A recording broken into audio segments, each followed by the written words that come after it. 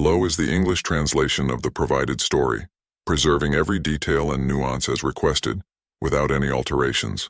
The glowing iron screams against the anvil, and each hammer blow echoes like thunder in my chest. The flames of the forge lick my sweat-drenched face, but it's not the heat that consumes me. It's the urgency pulsing through my veins like boiling blood. Outside, I hear the desperate cries of my people, lost in the dense forest that has become our green prison. My trembling hand grips the ancestral hammer, the one I inherited from my father Orunmila, and each strike against the incandescent metal carries the weight of all the lives that depend on me. The blade I forge is not merely steel. It is hope transformed into iron, courage shaped by fire, determination tempered by necessity. On the other side of the forest, a shadowy presence watches me. I can feel its eyes like cold embers burning through the ancient trees. The monster that blocks our paths, that creature born of fear and darkness, waits. It knows I will come. It knows I must come, but not yet. First, the sword must be perfect. First, I must become who I was born to be. I am Ogun, and my story begins in the roar of flames that never die out. I was born a son of iron and fire, shaped by the calloused hands of a father who understood that the true forge is not only of metal, but of the human soul. From the moment I could hold a hammer, and that was far earlier than my mother Yemanja would have liked, I learned that each strike on the anvil is a prayer. Each spark that flies is a blessing. Each blade born from the heat is a promise of protection. My father's forge stood at the heart of our village, and the rhythmic sound of his work was like a lullaby that cradled the days and nights of our people. I grew up listening to the stories he told while he worked, his words blending with the hiss of hot iron plunged into cold water, creating vapors that danced like ancestral spirits around us. "Ogun, my son," he would say, his eyes reflecting the flames like two rising stars. "Iron is not just metal. It is solidified will. It is the determination of our ancestors that refuses to bend, that refuses to break. When you forge a blade, you're not just creating a tool, you're giving shape to the very spirit of resistance." I listened with an open heart, absorbing each word like dry earth soaks up the first rain after a long drought. But there was something within me that pulsed differently, a restlessness that found no peace even in the hardest labor of the forge. It was as if my hands knew things my mind had yet to comprehend, as if my destiny was written in the very lines of fire dancing before my eyes. At 16, I forged my first sword alone. I remember every detail of that day as if it were yesterday.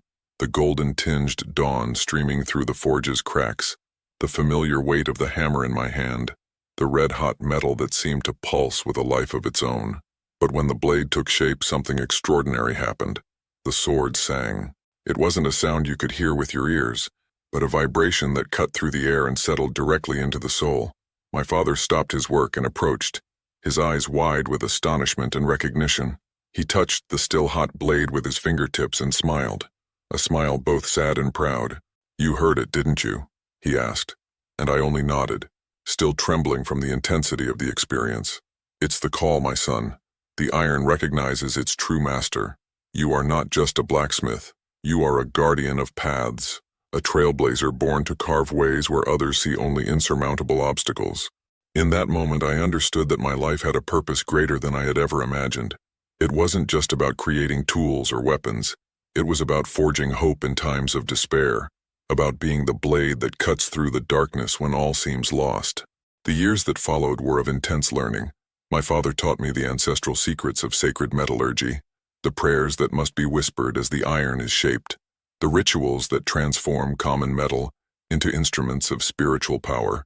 I learned that each type of iron has its own personality, its own secrets, its own possibilities. But technical knowledge was only part of the journey. The true learning came from the stories, those ancient tales passed from father to son, from master to disciple, carrying within them the wisdom of entire generations. Stories of heroes who faced impossible monsters, of warriors who opened paths through enchanted forests, of ordinary men and women who found extraordinary courage when their communities needed it most. "Courage," my father said as he sharpened a blade with precise meditative movements, "is not the absence of fear. It is the decision to act despite fear. It is the choice to stand when it would be easier to stay down, to fight when it would be safer to hide, to protect when it would be simpler to flee." I treasured each of those words as if they were precious gems, instinctively knowing that one day they would be all I had to guide me through the darkness. And then, when I turned 21, the day came that would change everything forever. The news arrived with the morning winds, brought by a traveler whose eyes carried the weight of having seen things no man should see. He stumbled into our village, his clothes torn by thorns that seemed to have a life of their own, his face marked by scratches that formed strange, almost ritualistic patterns. "The forest," he whispered, his words coming in fragments as if each syllable were a battle against some invisible force. "The forest. It grew. It moved. The paths. All the paths are gone." My father and the village elders gathered around the man, offering him water and food, trying to make sense of his broken words. But I already knew, even before fully understanding, that this was the moment foretold in dreams and visions since my childhood, the moment when my true purpose would reveal itself. "Tell us everything," my father asked with the patience of someone who had learned that the most important truths rarely come directly. The traveler took a deep breath, his eyes meeting mine for an instant, as if recognizing something in me that I didn't yet fully comprehend. Then he began to speak, and his words painted a picture of terror that chilled the blood in the veins of everyone present. The great forest that separated our territory from the lands beyond had transformed. What were once familiar trails, paths used by generations of traders and travelers, were now impossible labyrinths of dense, hostile vegetation. The trees had grown overnight, intertwining their branches to completely block any passage. Thick vines stretched from trunk to trunk, creating impenetrable green walls. But the worst wasn't the vegetation itself. It was the presence that inhabited the heart of this new forest, a creature born of darkness itself, fed by the fear and despair of those who tried to cross its domain. The traveler described it as a shadow, with ember-like eyes as large as a mountain, capable of moving the trees themselves according to its will. "There are people trapped inside," he continued, his voice breaking with emotion. "Entire families, caravans of traders, young people who set out in search of adventure and never returned. I can hear their screams echoing through the forest, but I can't reach them. The paths shift with every step, the trees move to block any rescue attempt." The silence that followed was heavy as molten lead. I could feel fear spreading among those present like a contagious disease, but within me, there was something different, a flame growing in intensity, a determination strengthening in the face of adversity. "How many people?" I asked, surprising everyone with the firmness of my voice. "Hundreds," the traveler replied. "Maybe thousands.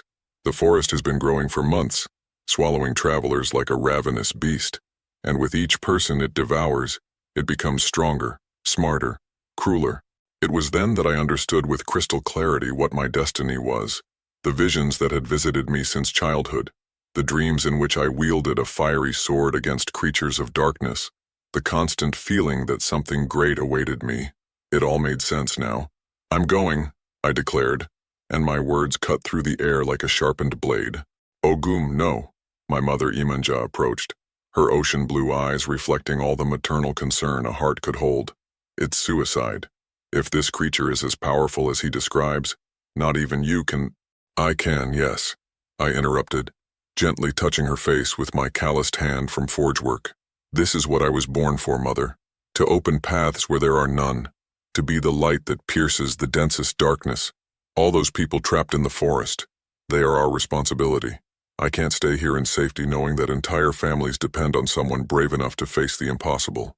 My father approached and placed his hand on my shoulder. His eyes shone with equal parts pride and terror.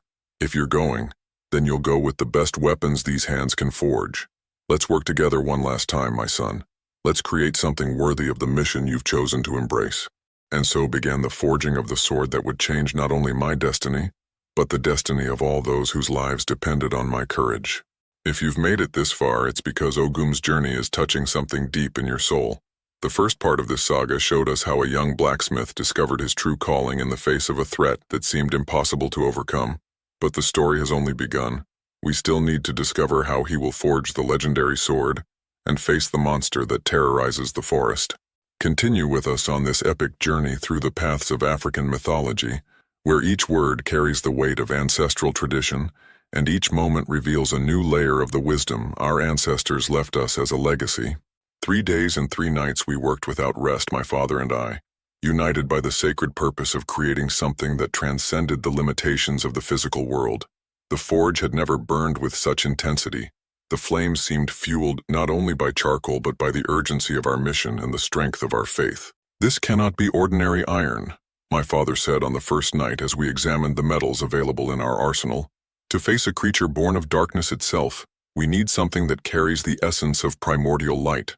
It was then that he led me to a secret chamber carved into the depths of our home, a place I had never known existed despite living there my entire life. The stone walls were covered with ancestral symbols that seemed to pulse with life in the flickering torchlight. At the center of the chamber, protected by sacred cloths that exuded the scent of ancient incense, rested a fragment of metal unlike anything I had ever seen. "Star iron," my father whispered with reverence, carefully removing the protective cloths. "It fell from the sky on the day you were born, as if the Oryxas themselves were announcing your arrival. I kept this gift from the gods, waiting for the moment you would discover your true purpose." The metal was extraordinary, dark as the deepest night, yet streaked with silvery veins that gleamed like lightning frozen in time.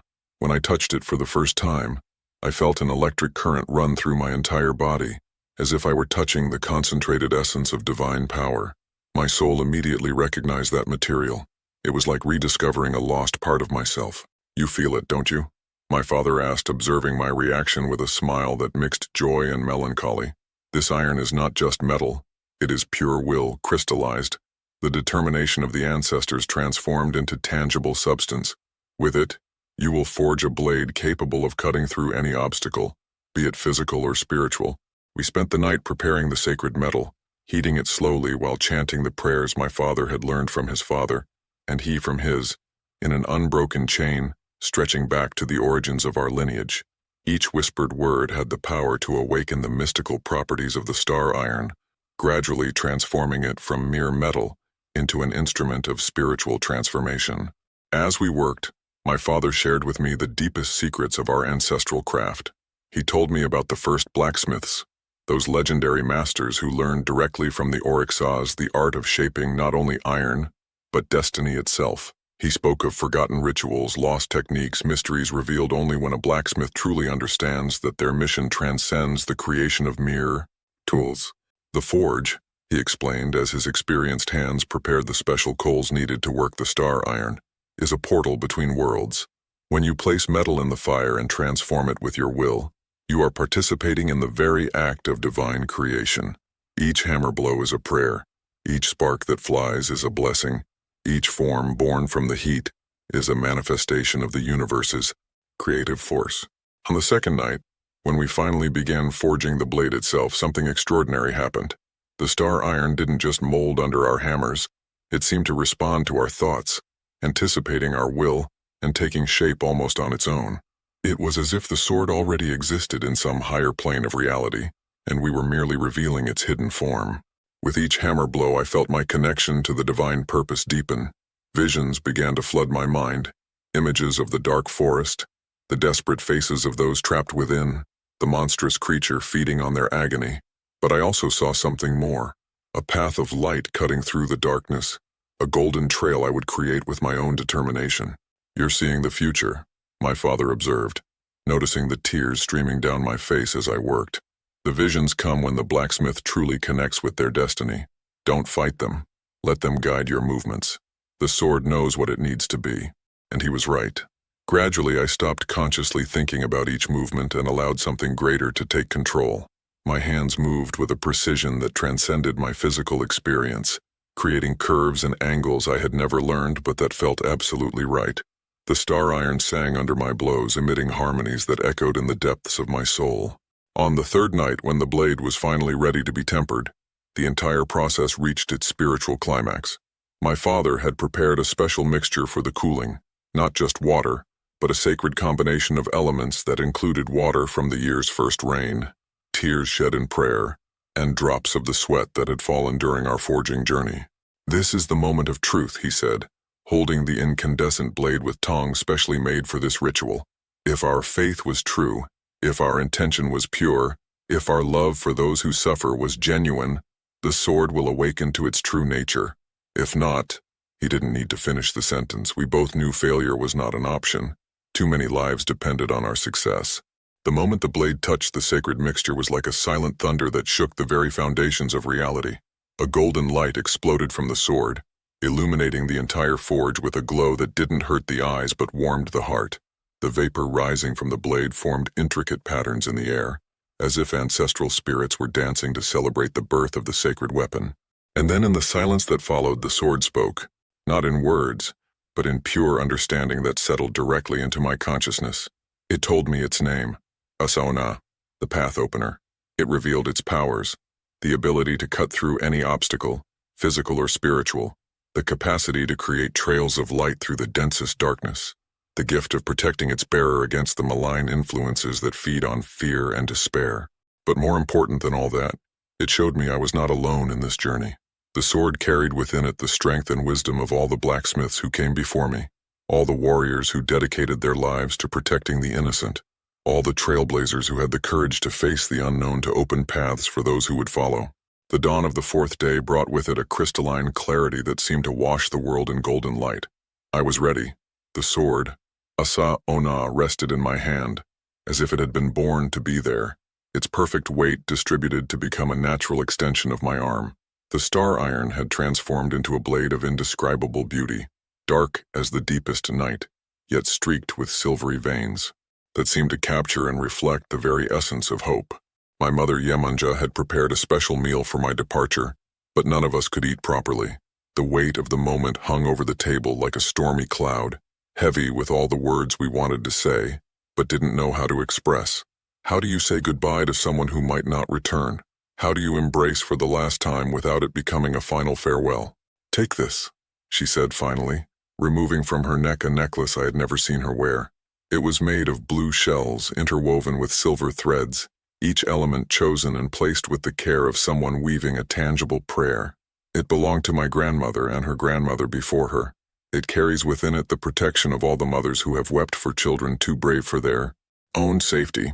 When she placed the necklace around my neck, I felt a wave of serenity envelop me, as if all the women of my lineage were extending their protective arms around me. It was a tangible reminder that, no matter how far my journey took me, I would always carry with me the love and strength of those who raised me. My father approached carrying a carefully prepared bundle. Inside I found armor specially forged for this mission, not the heavy armor of conventional warriors, but light, flexible pieces that offered protection without restricting movement. Each element had been crafted with the same dedication and love he had poured into the sword, imbued with protective symbols and prayers whispered during long hours of solitary work. This armor won't just protect your body, he explained as he helped me put it on. It will protect your spirit against the corrupting influences you will surely encounter in the cursed forest. The monster you will face doesn't attack only with claws and fangs. It uses fear, doubt, and despair as weapons. This protection will keep your mind clear and your heart strong when everything around you tries to convince you that hope is an illusion. When we finished the preparations, a small crowd had gathered at the entrance to our home. They were neighbors, friends, people who had known my family for generations. But there were also unfamiliar faces, travelers who had heard of my mission, traders whose relatives were trapped in the forest, young people who saw in me the hope of a future where fear would not dictate the limits of their possibilities. The village elder, a man whose wisdom was respected far beyond our borders, approached carrying a ceremonial staff carved with ancestral symbols. His voice, though fragile with age, carried an authority that silenced the entire crowd. Ogun, son of iron and fire, he began, raising the staff toward the heavens. You set out today on a journey that transcends your own existence. You will not only rescue those who are trapped, you will open a path that will remain open for all future generations. Your sacrifice, your courage, your determination will become part of the very essence of this land. He paused, his ancient eyes meeting mine with an intensity that seemed to pierce straight through my soul. But remember, the true strength of a warrior lies not in their ability to destroy, but in their willingness to protect, not in their capacity to inspire fear, but in their courage to inspire hope. The sword you carry was forged with love. Use it with love. The path you will open was desired. With compassion, open it with compassion. The elder's words echoed in my heart like sacred bells, etching themselves into my memory in a way that I knew would accompany me with every step of the journey ahead. I knelt before him and felt his trembling hands rest on my head, imparting a blessing that seemed to span entire generations of accumulated wisdom. When I stood, the sun had positioned itself to create a golden path along the road leading to the forest. It was as if the universe itself was signaling that the time for departure had come. I embraced my parents one last time, feeling in every second of that contact all the strength and love they had invested in raising me.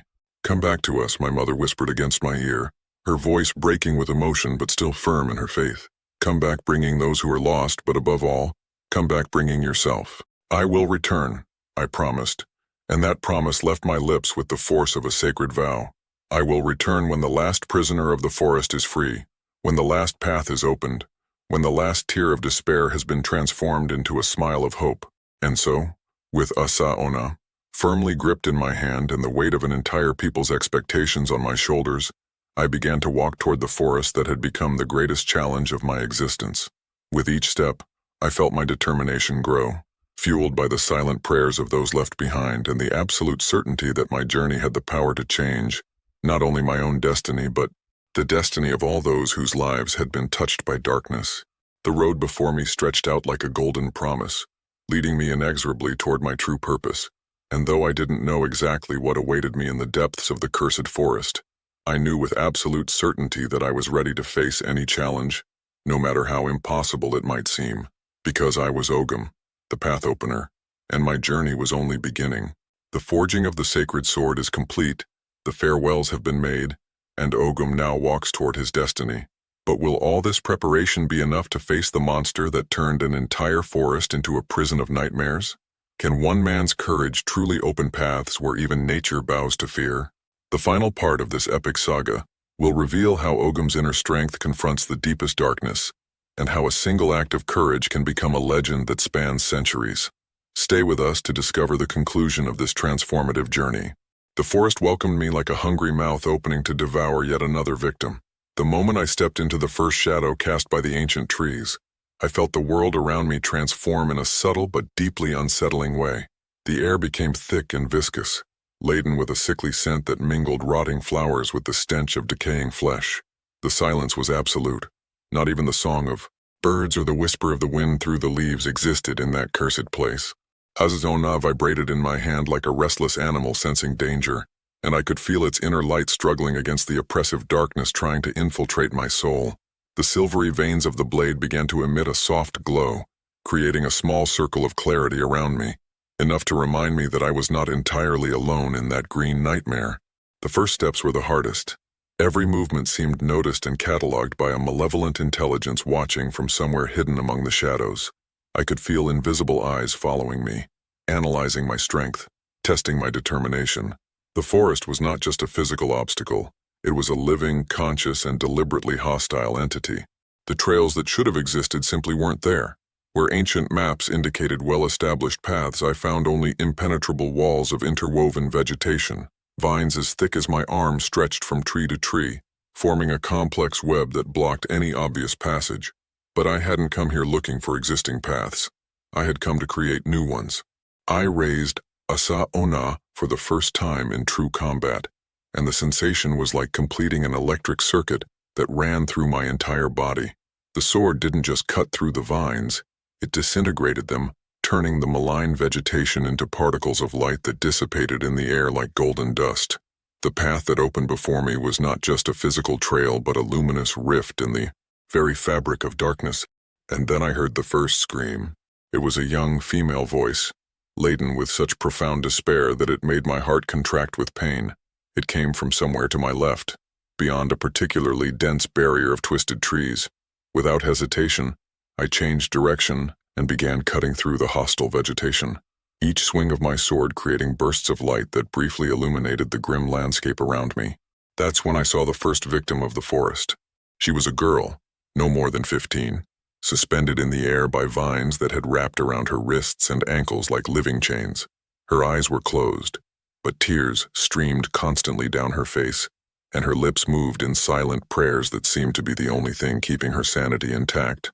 Around her, other human figures hung from the trees like macabre fruit, a gallery of suffering, stretching as far as the eye could see. The rage that erupted in my chest was like molten lava coursing through my veins. How could anyone, anything, inflict such suffering on innocent beings? How could a force be so cruel as to turn an entire forest into a prison of nightmares? "Hey!" I shouted to the girl, my voice echoing strangely in the dense air. "Can you hear me?" Her eyes opened slowly, and for a moment I saw in them a spark of hope so pure it almost brought me to tears. But then that hope was replaced by terror as she saw something behind me that I hadn't yet noticed. "Watch out!" she screamed, her voice hoarse from disuse. "It's coming! It always comes when someone tries to help us." That's when I felt the temperature around me plummet drastically, as if all the heat were being sucked out of the air by a supernatural force. The shadows began to move independently of the trees that supposedly cast them, converging toward a specific point behind me like dark rivers flowing toward the ocean. I turned slowly. Asa Ona already raised in a defensive stance and finally came face to face with the creature that had turned this forest into a verdant hell. It was impossible to describe its appearance adequately because it seemed to exist in multiple dimensions simultaneously. One moment, I saw a vaguely humanoid mass of shadow, with red eyes glowing like embers in the center of a face that was more absence than presence. The next, it appeared to be made entirely of twisted vines and branches, a walking tree whose bark pulsed with veins of liquid, darkness, and occasionally, for terrifying fractions of a second, I saw all the faces of those it had devoured over the years, their features distorted by agony forming a grotesque mask of accumulated suffering. So, its voice was like the sound of rotting wood, multiple harmonic tones forming words without ever creating a recognizable melody. At last, someone foolish enough to challenge my dominion directly has arrived. How long I've waited for a true warrior to add to my collection. "I am Ogun," I declared, surprised by the steadiness of my own voice in the face of that abomination, "and I've come to open a path through your darkness and free all those you hold prisoner." The creature laughed, and the sound was like 1,000 trees falling simultaneously in an empty forest. "Ogun, the boy blacksmith playing at hero, you have no idea what you're facing, child. I am older than your legends, more ancient than your prayers, more powerful than your most ambitious dreams. I am the primordial fear that dwelled in forests before humans even learned to make fire." As it spoke, the vegetation around us began to move even more aggressively. Branches extended like claws trying to grab me, roots emerged from the ground seeking to entangle my ankles, and vines descended from the treetops like snakes hunting their prey. But each time something touched the circle of light created by my sword, it disintegrated instantly. "I see you've brought an interesting toy," the creature observed, its red eyes fixing on Asa Ona with something that could be curiosity or hunger. "Star iron forged with pure intent. It's been centuries since I've seen such a blade. It will be a pleasure to corrupt it along with its bearer." That's when I realized this would not be just a physical battle. The creature intended to attack not only my body but my soul, my faith, my very essence. It wanted to turn me into an extension of its darkness, to use my strength against those I had come to save. But I was prepared for this. My entire life, all my training, all my spiritual journey had led me to this moment, and I would not let the darkness win. The first attack came without warning, like an avalanche of solid shadows crashing down on me with the force of a collapsing mountain. I raised a Sa-ona instinctively, and the blade exploded in a golden light so intense that for a moment, the entire forest was illuminated as if it were midday. The shadows dissolved upon contact with that light, dissipating like morning mist touched by the first rays of the sun. But the creature only laughed again, and I realized that had been merely a test, a way to gauge my defenses before the true battle began. "Impressive," it hissed, its form beginning to expand until it seemed to occupy all the visible space between the trees. But light is merely the temporary absence of darkness, and I am eternal darkness. What followed was a battle that transcended anything I could have imagined. It wasn't just physical blows being exchanged, but direct attacks on the very essence of our beings. Each time I cut through one of its shadowy assaults, the creature tried to plant seeds of doubt in my mind. It whispered that I was just a foolish young man playing at hero, that my mission was impossible, that all those prisoners were already lost, and that I was only prolonging their suffering. But each time those doubts tried to take root, I remembered my father's words about the true nature of courage. I remembered my mother's necklace around my neck, the weight of my community's prayers on my shoulders, the desperate trust I had seen in the eyes of that imprisoned girl, and those memories turned into pure strength that flowed through Asa Ona, making the blade shine even brighter. The battle stretched on for hours that felt like days. The creature attacked with tentacles of solid darkness, created terrifying illusions meant to confuse me and make me attack the prisoners themselves, tried to envelop my mind with visions of my family being tortured. But I had learned to distinguish between reality and illusion, between genuine fear and manufactured terror, and gradually I began to notice something important. With each attack I repelled, each illusion I dissolved, the creature grew slightly weaker. Its form became less solid, its attacks lost some of their potency, and, most importantly, some of the nearest prisoners began to stir as if awakening from a very long nightmare. "You're feeding on their fear," I realized aloud, my understanding crystallizing into absolute certainty. "That's why you keep them alive but terrified. You're not really a creature of the forest. You're a manifestation of fear itself, sustained by the despair of those you've captured." The creature's red eyes narrowed dangerously. "Clever, blacksmith.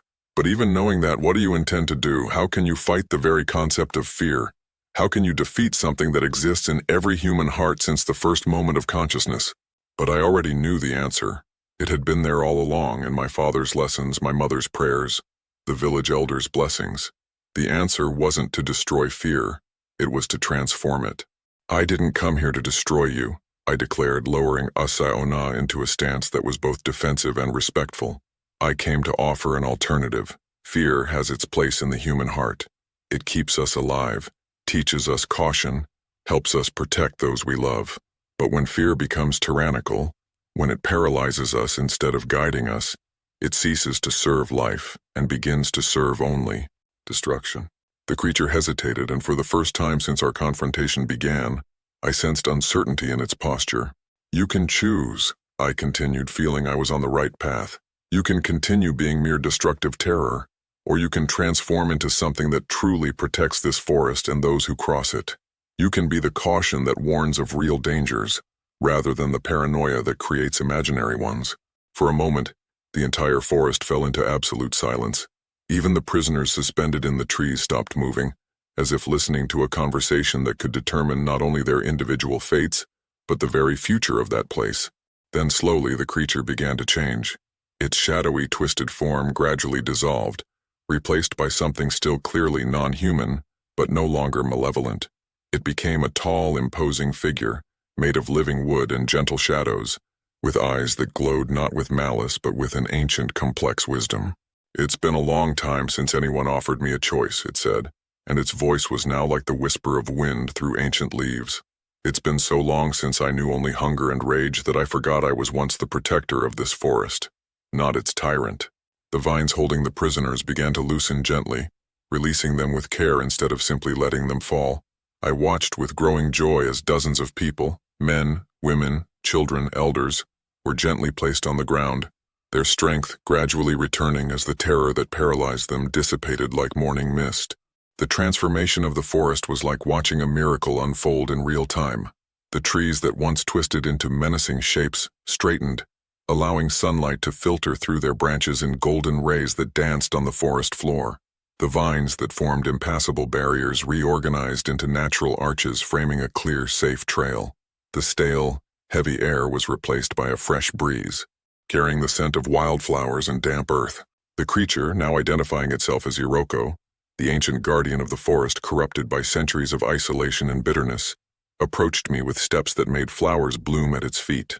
"Ogun, the path opener," it said, its voice now carrying tones of respect and gratitude. "You've done something I thought impossible. You didn't just defeat me, you reminded me of who I truly am. For that, I offer you a gift." It extended one hand, and in its palm grew a small tree sapling glowing with its own inner light. "Plant this in your village," it instructed. "It will grow as an ordinary tree by day, but at night, it will shine with enough light to keep any darkness at bay. It will be a permanent reminder that true strength comes not from the ability to destroy but from the courage to transform." I accepted the gift with reverence, feeling the sapling's gentle warmth pulse in sync with my heartbeat. It was more than a gift. It was a symbol of the alliance we had forged, tangible proof that even the deepest darkness could be touched by light when approached with understanding rather than just force. The days that followed were of intense but joyful work. Iroko and I worked together to establish not just one path through the forest, but an entire network of safe trails connecting the region's various communities.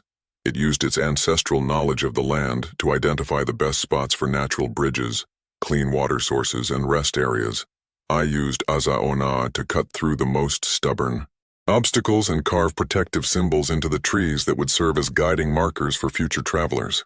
The former prisoners proved to be valuable partners in this process.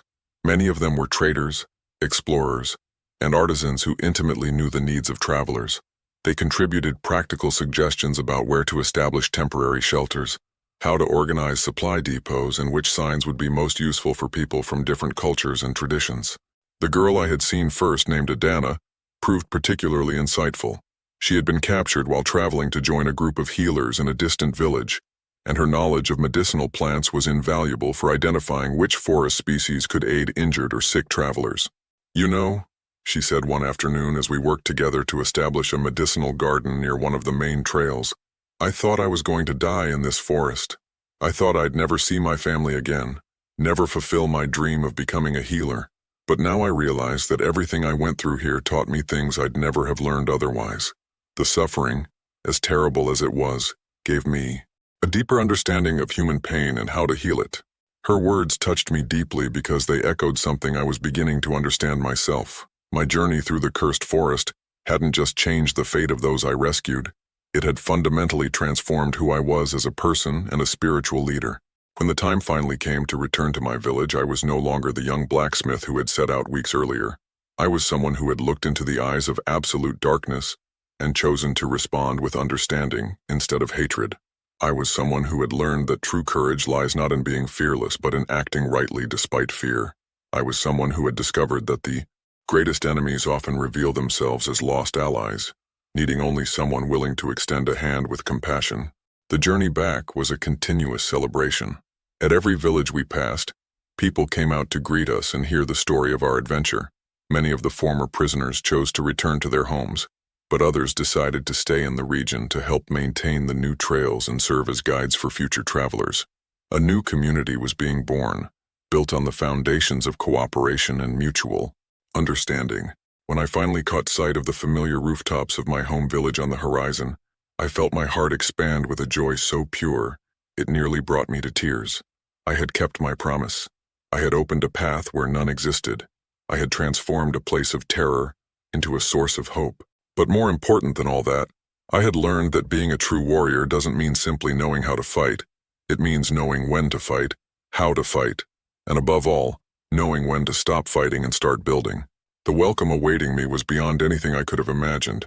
The entire village had gathered to receive me, and when they saw the entourage of people I brought with me, not just as rescued but as new allies and friends, the celebration became a festival that lasted 3 days and 3 nights. I planted Iroko's sapling in the center of the village square, in a ceremony that brought together not only my own community, but representatives from all the villages that had benefited from the opening of the new trails. When the small tree was placed in the earth, it immediately began to grow, reaching its full height in a matter of minutes, and when night fell, it began to glow with a soft, comforting light visible for miles. That night, as I gazed at the luminous tree and listened to the songs of celebration echoing around me, I finally understood the true nature of my mission on Earth. I was not just Ogun, the blacksmith, not just the path opener. I was a bridge between worlds, a translator between different ways of understanding reality, a facilitator of transformations that seemed impossible until someone had the courage to try. And that understanding was not the end of my journey, but only the beginning. Because now I knew there were countless other dark forests in the world, countless other creatures lost in their own pain, countless other paths waiting to be opened by someone willing to wield not just a sword but a vision of how the world could be better. My story doesn't end here. In fact, it never ends. Because every time someone chooses compassion over vengeance, understanding over prejudice, building over destruction, they are continuing the journey I began in that transformed forest. And that is the true magic of being an Oryxa. Not the supernatural powers or epic legends, but the ability to inspire others to find within themselves the courage and wisdom needed to transform their own worlds. Because we are all blacksmiths of our own souls, all capable of forging paths through the dark forests of our lives, and all carrying within us the light needed to transform fear into wisdom, darkness into growth, and obstacles into opportunities. This is my story, this is my journey, and now, it is yours too. And so ends the saga of Ogun, the path opener, a story that reminds us that true strength lies not in the ability to destroy obstacles, but in the wisdom to transform them into opportunities for growth. A journey that teaches us that the greatest enemies are often just lost allies, waiting for someone brave enough to extend a hand with compassion. May the light of Iroko's tree shine also in your paths, illuminating the trails you are destined to open in your own life's journey. And remember, every act of courage, every gesture of understanding, every moment you choose to build instead of destroy, you are honoring the legacy of all the trailblazers who came before and inspiring those who will come after. Continue following your paths with the strength of Ogun in your heart, and may your own journeys become legends that inspire future generations.